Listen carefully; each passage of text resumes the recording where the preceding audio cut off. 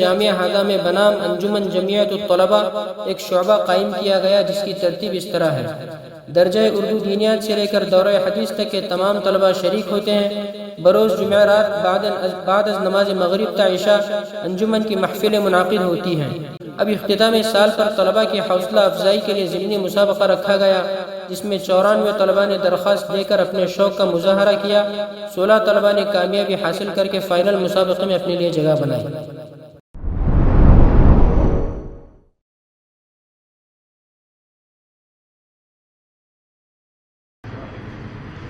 الحمد لله رب العالمين والصلاة والسلام على رسوله محمد وعلى آله وصحبه أجمعين أما بعد فأعوذ بالله من الشيطان الرجيم بسم الله الرحمن الرحيم قالوا يا شعيب أصلاتك تأمرك أن نترك ما يعبد آباؤنا أو أن نفعل في أموالنا ما نشاء إنك لأنت الحليم الرشيد قال يا قوم أرأيتم إن كنت على بينة من ربي ورزقني منه رزقا حسنا وما أريد أن أخالفكم إلى ما أنهاكم عنه إن أريد إلا الإصلاح ما استطعت وما توفيقي إلا بالله عليه توكلت وإليه منيب دیار عشق میں اپنا مقام پیدا کر،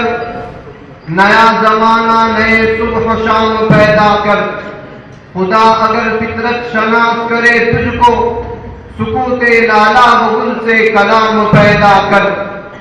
میرا طریق امیری نہیں فقیری ہے، میرا طریق امیری نہیں فقیری ہے، خودی نہ بیچ غریبی میں نام پیدا کر۔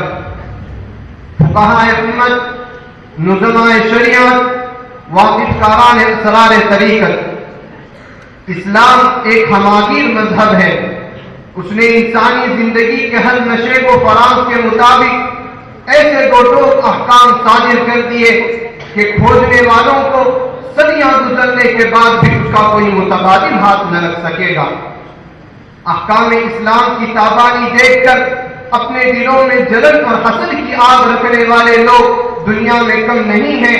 انہوں نے احکام اسلام کی شفافیت کو داغدار کرنے کے لیے عیب جوئی میں اپنی عمریں کاٹ دی، جمعیتیں اور اکیڈمیاں قائم کر کے اسلام کی روشن پیشانی کو بدنما دکھانے کی کوششیں کی، مگر آج تک بحمداللہ کوئی ایک اعتراض بھی ایسا سامنے نہیں لایا جا سکا جو اپنے جنون میں حقیقت کی روح رکھتا ہو۔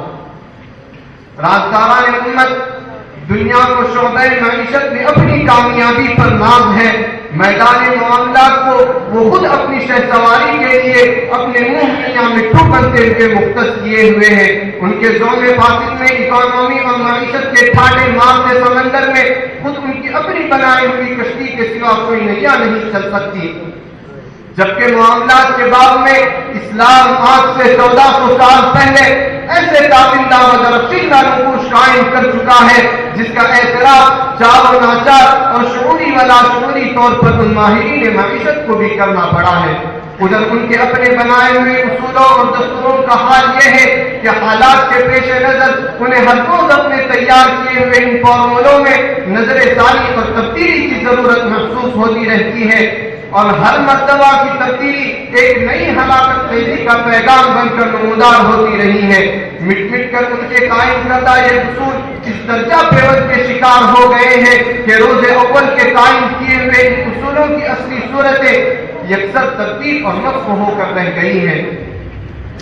اسرار الہی کے رموز شناس کو بحمداللہ ہم مسلمانوں کے لیے یہ غیر خوش قسمتی اور سعادت مندی کی بات ہے کہ جہاں ہمارے رب نے عبادات مشروع کر کے ان کے ادائیگی کے ڈھنگ ہمیں سکھائے، وہی معاملات کی وادیوں کے پیش و خم سے گزرنے کا سلیقہ بھی اس نے عنایت کیا۔ صرف یہی نہیں کہ پیٹ و بھوک اور شکم و جو کی تخلیق کر کے اس نے ہمیں شطور بے مہار کی طرح چھوڑ دیا ہو، بلکہ ہمارے رب نے پیٹوں میں پڑنے والے خوراک کے باعث سے تسکین ہونے کے اصول بھی فراہم کیے۔ نیز اپنے اہل خانہ کے لیے روزی بہم پہنچانے کا حکم دینے پر اس نے اکتفا نہیں کیا، بلکہ اسے بنی نوع انسان کے حق میں نافع سے نافع تر اور نافع تر سے نافع ترین بنانے کے لیے سود مند و کار آمد احکام سے بھی ہماری امداد کی۔ صلہ رحمی اور قرابت داروں کے حقوق گنوا کر صرف ایک شاہانہ فرمان جاری کر دینے پر اس نے بس نہیں کیا، بلکہ رفقات ثبات قائم کر کے اس سلسلے کی مناسب رہنمائیاں اور ضروری ہدایات کا توشہ بھی ساتھ کر دیا۔ ملت بیضا کے شہدائیوں، بڑے افسوس کے ساتھ اس بات کا اظہار کرنا پڑ رہا ہے کہ غیروں کو چھوڑیے، اسلامی تعلیمات کی حقانیت قدم بھرنے والے مسلمانوں کا حال ان معاملاتی اصولوں پر عمل کرنے کے تعلق سے نہایت تشویشناک ہے۔ درباب معاملات نازل شدہ قرآنی ہدایات کو مسلمان اس طرح فراموش کر چکا ہے گویا یہ کسی وقت دین کا حصہ تھے ہی نہیں۔ سنت نبویہ سے مستفاد تجارت و معاملات کے آداب کو اس نے یکسر بلا کر بالائے طاق رکھ دیا ہے۔ مجتہدین کی فقہی و اجتہادی کاوشوں سے تیار شدہ فقہی ذخائر کو کسی مسلمان نے اپنے لیے بے سود اور بے فائدہ باور کر لیا ہے۔ وہ اپنے اقوال اور اعمال سے گویا یوں ثابت کرنے جا رہا ہے کہ ہماری فلاح و بہبودی ان اصولوں سے کبھی وابستہ تھی ہی نہیں۔ یہ معاملاتی احکام گویا خارج الاسلام دنیاوی دستوروں کا ایک دفتر ہے جس پر عمل کیا تو کیا، نہ کیا تو کیا۔ احکام معاملات کے تعلق سے مسلمانوں میں بڑھتی جا رہی یہ بے اتفاقی اہل حق کو پریشان کر کے رکھ دیتی ہے۔ غازیان ماری کا علم و حکمت، اس بیراہ روی کا راز کیا ہے؟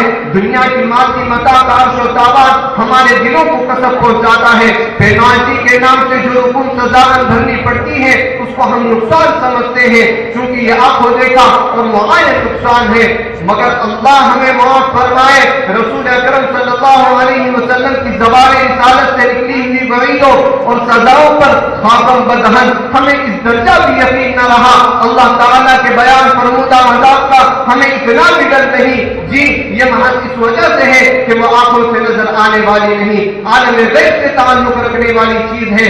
اگر یہ سچ ہے تو ہمیں اپنے ایمان پر نظر ثانی کرنی چاہیے، کیونکہ ایمان تو نام ہی ہے سب تسل مغیبات کے تسلیم کرنے کا، ایمان تو نام ہی ہے دار فانی کے بالمقابل دار باقی کی دائمی اور حقیقی جزا و سزا پر یقین رکھنے کا۔